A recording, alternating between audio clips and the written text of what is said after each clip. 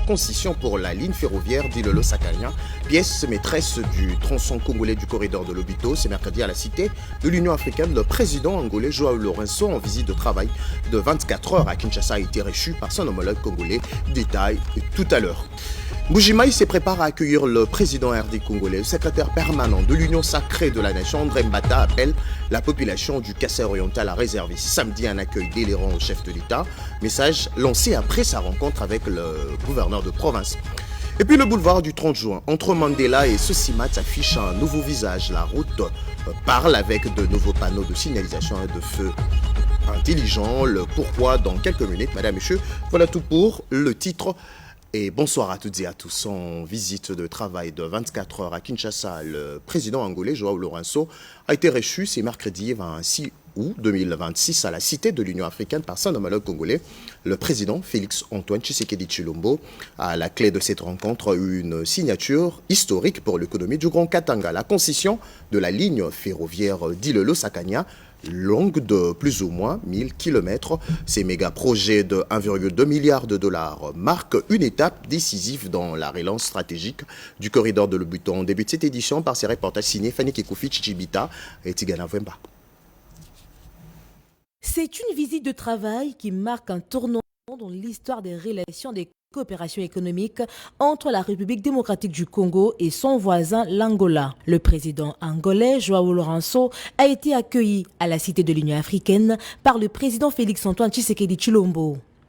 Les deux chefs d'État ont eu un lent et fructueux entretien en tête-à-tête, puis la rencontre s'est élargie à leurs délégations respectives. Leurs échanges ont porté sur la coopération bilatérale, la situation politique et sécuritaire dans la région, ainsi que sur l'accélération des projets structurants convenus entre Kinshasa et Luanda. Les présidents Félix-Antoine Tshisekedi Tshilombo et Joao Lourenço ont également examiné la coopération dans les secteurs des hydrocarbures et de l'électricité. Ils ont convenu de donner une nouvelle impulsion à l'opérationnalisation de la zone d'intérêt commun, à l'approvisionnement de la RDC par la Sonangol et au projet d'interconnexion électrique entre les deux pays. À l'issue de leurs entretiens, les deux dirigeants ont assisté à la signature du contrat de concession relatif à la ligne ferroviaire d'Ilolo-Sakania entre l'État congolais et Mota Angil Africa. Longue d'environ 1004,5 km, cette ligne reliera d'Ilolo à Sakania en desservant notamment Kolwezi, Tenke et Lubumbashi au cœur de l'espace minier, industriel et agricole de notre pays. Cette concession prévoit la mobilisation d'un investissement indicatif de près de 1,258 milliards de dollars américains. Ces ressources seront consacrées aux études, à la réhabilitation, à la modernisation, à l'extension, à l'exploitation et à la maintenance de la ligne. La période d'exploitation est fixée à 30 ans. Au terme de celle-ci, les infrastructures seront transférées à l'État congolais dans les conditions prévues par le contrat. Je voudrais sur ce point rassurer pleinement l'opinion nationale. Ce contrat ne privatise pas la Société nationale des chemins de fer du Congo. Il ne crée pas davantage un monopole ferroviaire. La ligne restera ouverte aux opérateurs qualifiés dans des conditions transparentes, équitables et non discriminatoires. Au cours du point de presse conjoint qui a suivi la cérémonie, le président Félix Tshisekedi a assuré que les intérêts de la République démocratique du Congo avaient été préservés et que ce contrat n'entraînerait ni la privatisation de la SNCC ni la création d'un monopole ferroviaire. Notre ambition n'est pas de construire un simple corridor d'évacuation des matières premières. Nous voulons bâtir un corridor de production, de transformation et de création de valeur. Un corridor capable de transporter les minerais, certes, mais également les produits agricoles, les intrants industriels, les hydrocarbures, les conteneurs, les biens de consommation et les voyageurs. Un corridor qui stimule la transformation locale, favorise l'industrialisation, attire les investissements et contribue à la diversification de nos économies. Les deux chefs d'État ont par ailleurs convenu de travailler à une interconnexion ferroviaire fluide et sécurisée entre Sakania, Lubumbashi, Kolwezi, Dilolo, Luwa et le port de Lobito. Un mécanisme conjoint de suivi sera institué pour veiller à l'harmonisation des opérations ferroviaires, à la coordination de la maintenance, à la transparence des tarifs et à l'amélioration du passage frontalier de Dilolo-Luwa. Cette visite de travail marque une nouvelle avancée dans les relations entre la RDC et l'Angola, déterminée à faire du corridor de Lobito un levier d'intégration régionale, d'industrialisation et de prospérité partagée. Dans l'actualité également, la relance du meilleur trafic fluvial et lacustre sera assurée grâce à la cérémonie de lancement par le président de la République hier mardi au port de l'Onatra de la campagne de balisage du fleuve Congo et de la rivière Kassai. Plus ce détail dans ses commentaires de Pierre Kibambi Somwe dans les images de Bienvenue Kabamba. C'est dans un climat serein devant le beau paysage du majestueux fleuve Congo que la cérémonie a eu lieu ce mardi 25 août 2026. Le ministère des Transports et Voies de Communication a organisé, sous le haut patronage du président de la République Félix Antoine Tshisekedi Tshilombo, la cérémonie de lancement officiel de la campagne de balisage du fleuve Congo et de la rivière Kassai. Le président de la République a été salué au port de l'Office national des transports par le vice-premier ministre, ministre des Transports Jean-Pierre Bemba et le directeur général de l'ONATRA Martin Lukusa. Il a été ensuite installé à la tribune d'honneur où l'on a noté la présence notamment du président de l'Assemblée nationale Aimé Mboji, de la ministre du portefeuille Julie Chikou et d'autres invités d'honneur. Intervenant le premier, le directeur général de la régie des voies fluviales, Daniel Loaboshi, qui réceptionnait la drague multifonction, a rendu hommage au chef de l'État pour la relance des grandes activités de son entreprise après de longues décennies. La RVF renaît de ses centres, a dit le directeur général. La ministre du portefeuille Julie Chikou a salué la présence du président de la République à cette cérémonie qui a une signification particulière, a-t-elle souligné, celle d'un État qui réaffirme ses capacités d'action, qui réhabilite ses instruments au service du développement. Pour sa part, le vice-premier ministre des Transports Jean-Pierre Bemba a souligné que la cérémonie de lancement de la campagne de balisage du fleuve Congo et de la rivière Kassai est un tournant décisif pour la navigation fluviale et lacustre en République démocratique du Congo. L'événement qui nous réunit marque un tournant décisif pour le secteur de la navigation fluviale et lacustre. Ce déploiement logistique intègre une vision globale. Il s'agit non seulement de renforcer notre flotte d'unités de transport, mais aussi et surtout de nous doter d'équipements performants dédiés à l'entretien et au balisage de nos voies navigables. Notre ambition ultime est claire: garantir une mobilité fluide et sécurisée sur toute l'étendue du réseau hydrographique national afin de prévenir durablement les incidents et d'éradiquer les accidents qui endeuillent nos voies d'eau. Je voudrais avant toute chose rendre un hommage déférent à son Excellence, Monsieur le Président de la République, chef de l'État, pour sa vision d'un Congo mieux connecté par son réseau maritime, fluvial et lacustre, véritable boulevard naturel. Il s'en est suivi, après les allocutions des circonstances, le défilé nautique des unités fluviales, canots rapides de sécurité, le baleinier métallique des baliseurs, Lubero, Kauka, Kassai notamment. Le chef de l'État a été convié à remettre au capitaine des baliseurs l'ordre de marche. Il a enfin visité une locomotive neuve de l'ONATRA.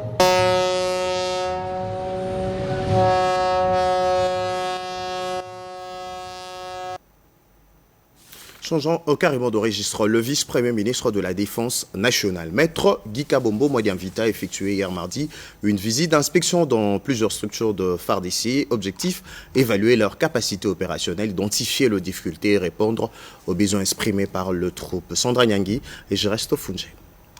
Évaluer les capacités opérationnelles, identifier les difficultés et répondre aux besoins des troupes, c'est l'objectif de la visite d'inspection effectuée ce mardi par le vice-premier ministre, ministre de la Défense nationale et des anciens combattants dans plusieurs structures des FARDC. De l'état-major général aux unités en partance pour une formation en République arabe d'Égypte, en passant par l'école logistique et la base logistique centrale, Maître Guy Kabombo Modianvita a voulu se rendre compte sur le terrain des conditions de fonctionnement des militaires. Dans sa suite, le chef d'état-major adjoint chargé des opérations et du renseignement, le lieutenant-général Tchaligo Nzandourou Jacques, à l'école logistique des FARDC, le commandant de cette structure a présenté l'état des lieux de l'établissement. Face aux préoccupations soulevées, le vice-premier ministre, ministre de la Défense nationale, a assuré que le besoin urgent exprimé ferait l'objet d'une attention particulière de la hiérarchie. Après cette séance de travail, le vice-premier ministre, ministre de la Défense nationale, Maître Guy Kabombo Modianvita s'est rendu auprès des militaires du bataillon spécial et du génie de combat en transit à l'école logistique avant leur départ pour la République arabe d'Égypte. Ils doivent y suivre une formation dans le cadre de la coopération militaire entre la RDC et l'Égypte, une coopération qui s'inscrit dans la dynamique de renforcement des capacités des FARDC et des consolidations des relations bilatérales dans le domaine de la défense. La visite s'est achevée à la base logistique centrale de FARDC. Cette itinérance a permis à Maître Guy Kabombo Modianvita de s'imprégner directement des réalités quotidiennes auxquelles sont confrontées les différentes structures militaires, d'évaluer leurs conditions de fonctionnement et de recueillir leurs besoins afin d'y apporter les réponses appropriées.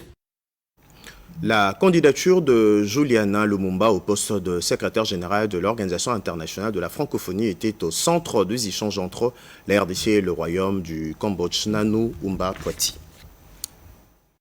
Poursuivant le périple défensif diplomatique, la délégation congolaise conduite par Crispin Mbadou Panzo, ministre délégué aux Affaires étrangères, francophonie et de la diaspora congolaise, avec la candidate au poste du secrétariat général de l'Organisation internationale de la francophonie, Juliana Amato Lumumba, a rencontré le vice-premier ministre, ministre des Affaires étrangères et de la coopération internationale du Royaume de Cambodge, Prak Sokon.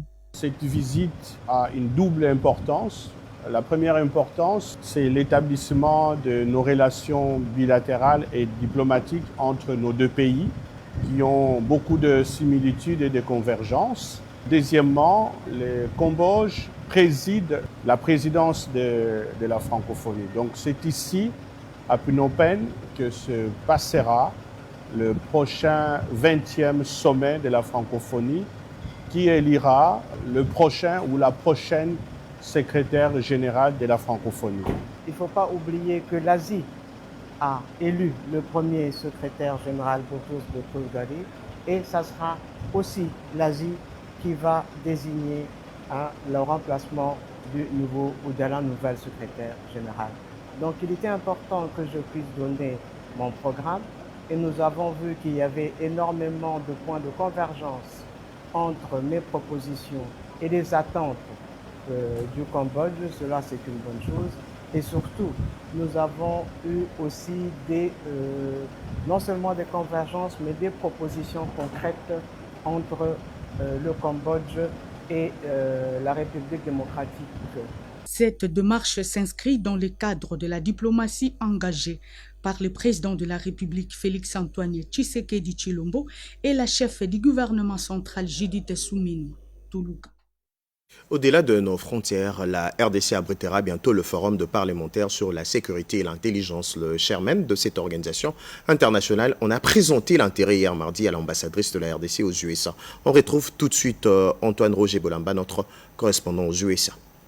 au sortir de l'audience lui accordée par l'ambassadrice de la République démocratique du Congo aux États-Unis d'Amérique, le congressman Robert Pittenger, chairman du Forum des parlementaires sur le renseignement et la sécurité, a présenté à Madame Yvette Ngando Kapinga l'intérêt pour la RDC d'abriter dans les tout prochains jours ces assises internationales qui seraient par ailleurs au Brésil, El Salvador, récemment en juillet dernier en Éthiopie, France, Allemagne, Guatemala, Hongrie, Kenya, Lettonie, Panama, Prague, Roumanie, Espagne et le Royaume-Uni. Antoine Roger Bolamba, notre correspondant aux USA. Le gouverneur de Kinshasa séjourne depuis hier mardi à Brazzaville à la tête d'une forte délégation de ministres provinciaux et d'experts. Il participe à la 24e Assemblée générale ordinaire de la Commission spéciale de coopération Kinshasa-Brazzaville. Souzi Ngoï et Patrick Kachala. À son arrivée à Brazzaville, le gouverneur de la ville-province Kinshasa, Daniel Bumba-Lubaki, a été accueilli par l'ambassadeur de la RDC en République du Congo, le secrétaire général de la Commission spéciale de coopération Kinshasa-Brazzaville, ainsi que plusieurs officiers. Le gouverneur de Kinshasa prend part à la 24e Assemblée générale ordinaire de la COSPECO qui s'est ouverte ce mardi à l'hôtel de ville de Brazzaville. Une rencontre qui réunit plusieurs personnalités et partenaires, notamment le représentant de l'Union européenne et l'ambassadeur du Royaume de Belgique au Congo. Kinshasa et Brazzaville ont vocation à être non seulement deux capitales voisines, mais deux capitales partenaires, complémentaires et porteuses ensemble d'une nouvelle dynamique de coopération en Afrique centrale. La COSPECO doit être donc l'un des instruments privilégiés de cette ambition. Je forme donc le vœu que les décisions qui sortiront de cette Assemblée générale soient à la hauteur des attentes de nos populations. Je déclare ouverts les travaux de l'Assemblée générale ordinaire de la Commission spéciale de coopération Kinshasa-Brazzaville. Cette Assemblée générale revêt une importance particulière pour la capitale congolaise. À son terme, Daniel Bumba-Lubaki doit prendre les rênes de la présidence de la COSPECO. Une nouvelle responsabilité qui devrait permettre de renforcer davantage la coopération entre Kinshasa et Brazzaville, notamment dans les domaines du développement urbain et de la gouvernance locale. Au pays, lutte contre Ebola. En Ituri, la riposte se joue aussi dans la capacité à savoir qui intervient et où, dans quelles conditions. Derrière chaque équipe mobilisée, il y a un professionnel à identifier, à protéger, à accompagner. C'est tout l'enjeu de cartes de santé déployés par le gouvernement congolais pour renforcer la coordination. Ricky Nzouzi. Au cœur de la riposte contre Ebola, chaque professionnel de santé compte, mais encore faut-il pouvoir l'identifier avec précision. C'est tout l'enjeu du déploiement des cartes de santé par le ministère de la Santé publique, Hygiène et Prévoyance sociale à travers l'Agence nationale d'ingénierie clinique et du numérique en santé, Anikenes. Ici, nous sommes dans la zone de santé de Bounia et ils ont avec eux une liste validée par la DPS. Et lorsque les prestataires arrivent, ils présentent tout ce qu'il a comme carte d'identité et documents. Après l'enregistrement, la personne va passer à la vérification. La vérification va vérifier tout ce qu'elle a donné comme coordonnées, l'identité, numéro de téléphone, tout ce que la personne a. En période d'épidémie, disposer d'un fichier fiable des intervenants et stratégiques, il permet de savoir qui est effectivement engagé dans la riposte, de renforcer la traçabilité des équipes et de mieux organiser les ressources humaines sur le terrain. Après la vérification, viendra le parrainage. Au niveau du parrainage, on doit lier la personne à sa structure. Après cette liaison à la structure de l'agent, nous passons maintenant à la capture. Au niveau de la capture, on va prendre tout ce qui est données biométriques, c'est-à-dire on va prendre ses empreintes digitales et on va prendre la photo. Après avoir pris tous les éléments biométriques de l'agent, nous passons maintenant à la personnalisation. On va juste prendre tout ce qui est éléments biométriques qu'on va lier à la carte afin d'imprimer la carte. Après avoir fait la personnalisation, il y a l'impression de la carte. La personne va venir maintenant pour qu'elle soit délivrée. Donc ici, il y a la délivrance de la carte. Au niveau de la délivrance de la carte, on va prendre tout ce qui est élément de la carte qu'on enregistre, qu'on va garder dans une base de données et on livre à la personne la carte. Plus de 1600 professionnels de santé de l'Ituri disposent déjà de cette carte. Une avancée qui s'inscrit dans la digitalisation du système de santé et de la volonté de renforcer la transparence, la traçabilité et l'efficacité de la riposte contre Ebola. Les experts de la santé publique discutent sur le maladie de rein, un deuxième congrès international ouvert après plusieurs exposés. Constance Mananga. 3 ans après leur premier congrès, la Société congolaise de néphrologie SOCONEF réfléchit sur femmes et maladies rénales à l'heure de la couverture santé universelle CHU. Ces deuxième congrès réunit néphrologues et autres experts pour, entre autres, partage d'expériences et réflexions sur les défis de la santé rénale en RDC et en Afrique. Un congrès multidisciplinaire qui se tient pendant 3 jours sous les hauts patronages du chef de l'État, Félix-Antoine Tshisekedi Tshilombo. Au-delà des communications scientifiques, le congrès prévoit également des ateliers pratiques destinés à renforcer les compétences des participants, médecins, infirmiers, techniciens de dialyse, étudiants, chercheurs et autres professionnels de santé. En parlant de la femme et la maladie rénale, et cette fois-ci, on a fait le bon choix. On a mis également l'accent sur la santé de l'enfant que la femme porte. Le vice-président de la SOCONEF, qui a relaté l'historique de cette société savante, n'a pas manqué d'évoquer les défis et autres projections à venir. C'est pour ça qu'il faut réfléchir autour de ce thème, dans la prévention, le dépistage précoce et comment est-ce que vous pouvez soigner ces femmes-là. La dimension internationale de ces assises s'explique notamment par la participation d'experts venus de la France, de la République du Congo et du Togo. C'est au nom du recteur de l'université de Kinshasa, UNIKIN, que le doyen de la faculté de médecine, Glenin Chambi, a ouvert ces congrès. Les différents acteurs sont donc appelés à conjuguer leurs expertises pour mieux prévenir les maladies rénales, améliorer leur diagnostic et renforcer leur prise en charge, particulièrement chez la femme.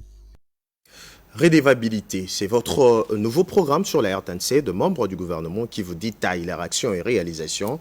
Pour vous ce soir, dans un extrait commenté par Jacques Kabouaboua Moukoumina Sidouga, le ministre de Finances et celui des Infrastructures, vous présente leurs différentes réalisations accomplies au cours de cette première année de mandat du gouvernement Souminois II. Regardons. Le ministre des Finances, Doudou Fambalikoun de Libotaï, a présenté les différentes réalisations accomplies au cours de cette première année de mandat. À la question portant sur ces réalisations dans les secteurs des finances, l'Argentin national a expliqué que sa vision est axée sur les directives reçues du chef de l'État, Félix-Antoine Tshisekedi Tshilombo. La République démocratique du Congo a une économie résiliente et robuste, un cadre macroéconomique relativement stable. Qu'est-ce que nous faisons pour arriver là où nous sommes aujourd'hui? Nous mettons en place des politiques de relance qui cadrent avec les programmes d'action du gouvernement PAC 2024-2028. Parce que je rappelle que notre premier pilier du programme d'action du gouvernement, c'est plus d'emplois, plus de pouvoir d'achat. Le premier axe stratégique, c'est la stabilité du cadre macroéconomique. C'est ce qui fait en sorte que nous investissons massivement dans les infrastructures pour créer un cycle de croissance économique endogène. Et vous avez pu constater, et aussi, nous avons posé des actions importantes, dont notamment les incitations fiscales qui ont été accordées aux ménages pour stimuler la consommation, ce qui a induit la suite de la stabilité du cadre macroéconomique qui est partie de juin 2024 à septembre 2025. Pendant cette période, 15 mois durant, nous avons stabilisé notre monnaie de manière relative. Cela démontre qu'il est possible de mettre en cohésion les enseignements théoriques et la pratique pour avoir les résultats que nous avons aujourd'hui. Les résultats concrets sont déjà visibles sur le terrain. À quelques jours de la rentrée scolaire, près de 300 enfants ont reçu de fournitures scolaires à Kaouka, dans la commune de Kalamou, une initiative de G24 en partenariat avec la maison Motema. Sandra Nyangui. Dans la capitale, la réoccupation anarchique des emprises publiques évacuées aux abords du marché central de Kinshasa par les commerçants informels constitue un réel défi persistant pour les autorités urbaines. Sur l'avenue du commerce, par exemple, les vendeurs ambulants et magasins reviennent s'installer sur le trottoir et les avenues environnantes, malgré de vastes opérations de démolition et de dégagement forcé, ainsi que d'assainissement menées par l'hôtel de ville de Kinshasa. cela, ils évoquent juste une seule raison pour la plupart, celle liée à la survie économique. Ayez pitié de nous, s'il vous plaît. Nous demandons une mesure de grâce juste à la rentrée. Nous sommes exposés au danger face aux véhicules. Une fois que le marché est inauguré, nous ne serons plus ici. D'autres, par ailleurs, s'insurgent contre la lenteur d'aménagement des infrastructures routières qui complique le flux commercial à l'intérieur du site rénové. Le marché est encore fermé. Il fallait chercher un endroit pour nous en attendant l'ouverture du marché. Il s'est dénoté que la task force chargée de l'assainissement de la ville entend renforcer la discipline sur le terrain. Les récalcitrants s'exposent désormais à des sanctions. Un civisme s'impose pour les Quinois. Vous avez suivi ces reportages de Mireille Ndeke qui nous relate 6 actes inciviques qui boycottent la loi au marché central de Kinshasa. Également à la veille de la rentrée scolaire, le haut représentant du chef de l'État, Tony Kankusiku, a remis de kits scolaires aux enfants autistes. Malumbela.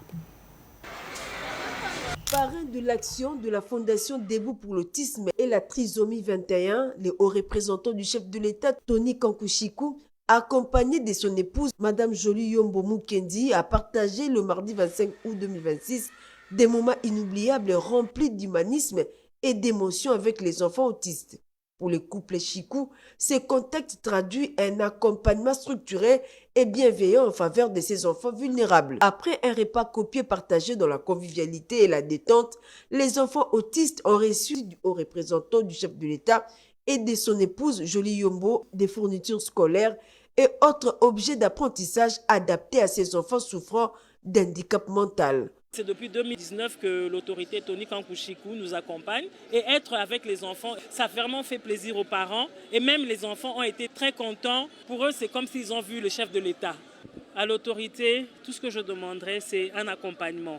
Pour des structures prêtes à accueillir ces enfants, on aimerait vraiment que ces enfants puissent bénéficier aussi de cette gratuité. Pour Tony Kankusiku, chaque enfant a sa place dans la République. Le devoir de chaque parent est de ne laisser personne de côté, comme l'a démontré le chef de l'État, Félix Antoine Tshisekedi Tshilombo, avec l'instauration de la gratuité de l'enseignement sur toute l'étendue de la République démocratique du Congo. Pendant ces temps, deux ministres provinciaux de l'éducation, autour de Raissa Malou, ministre d'État en charge de l'éducation, évaluer et identifier les difficultés et préparer une rentrée scolaire apaisée et effective sur l'ensemble du territoire national au menu de leur rencontre. Garantir une rentrée scolaire effective, apaisée et inclusive avec les dispositifs de la maladie à virus Ebola au sein des établissements scolaires sur l'ensemble du territoire national, c'est parmi les objectifs fixés de cette conférence de ministres provinciaux du secteur éducatif de la République démocratique du Congo sous le leadership de la ministre d'État à l'éducation nationale et nouvelle citoyenneté, Raissa Malou, qui donne le coup d'envoi de ces assises. Nous sommes ici pour trouver des solutions et faire en sorte que la vision portée par le chef de l'État pour l'éducation devienne concrète dans toutes nos provinces, dans les écoles et dans les classes. À quelques jours de la rentrée, cette exigence est concrète. Chaque province connaît ses priorités et ses contraintes. Certaines font face à l'insécurité, au déplacement de population et aux risques sanitaires. D'autres à des difficultés d'infrastructure, de disponibilité des enseignants ou de fonctionnement des services. Nous ne sommes pas ici pour ajouter une nouvelle série de recommandations aux précédentes. Nous devons sortir de cette conférence avec une compréhension plus claire de nos rôles, quelques engagements réalistes et une feuille de route commune pour l'année scolaire 2026-2027. Le ministre provinciaux vont au cours de ces assises renforcer la coordination entre le gouvernement central et le gouvernement provinciaux dans la mise en œuvre de la politique éducative nationale à travers l'évaluation de l'année scolaire écoulée et préparer la prochaine rentrée scolaire 2026-2027. Cette conférence, organisée au lendemain de l'ouverture de la revue annuelle des performances dans les sous-secteurs de l'éducation nationale. Le directeur général de la Société nationale de l'électricité a effectué le mardi 25 août 2026 sa première tournée officielle en province dans le Lualaba. Le pourquoi avec Yvette Mankoutima et Edith Chala. La modernisation du réseau électrique prend un nouvel élan dans la capitale du cobalt. Nous sommes à Kolwezi. En visite de travail dans le Lualaba, le directeur général de la SNEL SA, le professeur Teddy Luambamouba, a inspecté la station de conversion de Kolwezi, infrastructure stratégique au cœur de l'interconnexion entre Inga et les grands bassins miniers. Il s'est félicité des avancées réalisées notamment avec l'installation du STATCOM, équipement clé pour stabiliser les réseaux et limiter les perturbations. C'est ici que nous avons l'interconnexion entre Inga et Kolwezi et ces deux pôles pour la SNEL. Un grand pôle de production à Inga et un très grand pôle de consommation dans le Lualaba. Ça veut dire qu'ici nous avons une forte activité économique qui bénéficie de l'arrivée de cette énergie. Nous avons placé des équipements aujourd'hui qui nous permettent de pouvoir gagner, en termes de manque à gagner que nous avions en perte de temps, de plus ou moins de 5 heures optimisées avec l'installation de notre STATCOM. Il lui fallu que moi-même je sois là, que je constate et surtout encourager et remercier les travailleurs. Et comme je l'ai dit, c'est pratiquement le poumon de l'économie nationale qui arrive ici. Et c'est très symbolique et il faut toujours commémorer des instants comme ça et encourager le travailleur et le personnel qui est sur place ici pour faire ce travail de qualité que nous rendons à nos abonnés. Une visite qui traduit une ambition claire, renforcer la qualité de la desserte électrique et accompagner le développement économique du Lualaba dans la perspective des objectifs fixés à l'horizon 2030. Dans l'espace Grand Kassai, le député national Meshak Mandefo a inauguré et lancé plusieurs ouvrages avant de réaffirmer son soutien au président de la République. À Kalombo, dans le Kassai central, une forte mobilisation des habitants assiste à une série d'inauguration de plusieurs ouvrages, notamment de forage d'eau potable à Kalombo, Kabinda, Gazungu et Chibale, ainsi qu'une radio communautaire et le lancement de la construction de forages dans le village de Moutetela, Kalendende et Kasanga. À Kabinda, le député national Meshak Mandefo a également inauguré un pont qui autrefois constituait une difficulté majeure pour la population et les usagers de cette voie. L'élu s'est ensuite rendu sur le chantier du pont Balouma, dont le travaux évolue favorablement grâce au financement du gouvernement congolais, obtenu à la suite de plusieurs plaidoyers. À Chichiba et Kangula, il a également suivi la pose de la première pierre et les travaux de construction d'une école moderne à plusieurs salles de classe et de centres de santé modernes. Deux infrastructures destinées à améliorer l'accès de la population à l'éducation et aux soins de santé. Dans les secteurs agricoles, Meshak Mandefo a apporté son soutien aux agriculteurs et aux mamans maraîchères à travers la distribution d'intrants agricoles. Bien avant à son arrivée à Chikapa, dans la province du Kassai, l'élu a été accueilli par une importante mobilisation composée notamment de militants du CNC, de l'UDPS et d'autres formations politiques, membres de l'Union sacrée de la nation. Une mobilisation qui témoigne selon ses proches de son influence politique au-delà de son fief électoral. Dans son message, il a réaffirmé son soutien au président de la République, Félix-Antoine Tshisekedi Tshilombo, ainsi qu'aux institutions du pays dans la recherche de la paix dans la partie est de la RDC, tout en réitérant sa fidélité aux idéaux du CNC et de son président, Pius Mwabilumba Yomukala. Madame, messieurs, voilà tout pour ce soir. L'actualité reste en continu en français, en lingala, en swahili, en chiluba, en kikongo, sur la RTNC et la RTNC.cd. À toutes et à tous, bonne soirée.